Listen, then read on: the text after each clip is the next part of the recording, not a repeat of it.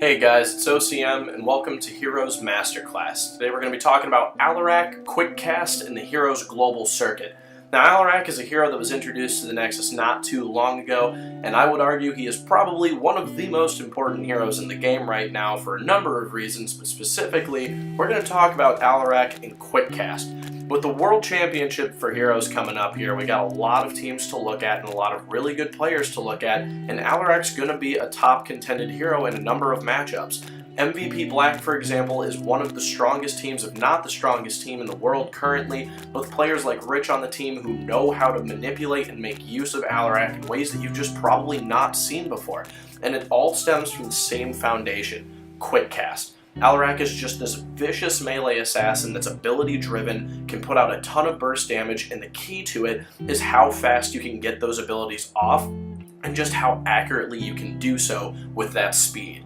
When you look at Quick Cast, for a number of his abilities, it's just so important to make sure that you can make use of that, the combo, this visceral combo that everyone knows and loves, but it's so funny, it's not anything totally original. We've seen this before in heroes like Kerrigan, who have the pull to stun combo and then the Q jump to eviscerate someone and take that extra damage a little bit, all that burst that she can bring. Alarak is the same way, it's just a little bit different presented. You have the telekinesis pull, which can affect both enemies and Alarak himself. You can pull someone in, use your Q to get good amounts of damage off and silence your target, and E is this auxiliary AP damage that just comes out of nowhere and has range to it that also allows Alarak to self-sustain himself. When you throw into the mix both of his ults, be it at 10 or 20, you have a ton of just burst potential in your arsenal that can turn an entire team fight in the blink of an eye. And it all stems from this Quick Cast that will be mentioned so many times, I guarantee, throughout the World Championship. I've put together a number of clips here that you've been watching throughout this video that make use of this combo, but also a number of times that you're going to see where it's a discipline to make sure you're not just throwing all of your abilities into the fray for no reason. Alarak is an assassin that doesn't have any pronounced escape. He also doesn't have any pronounced self-sustain outside of his E.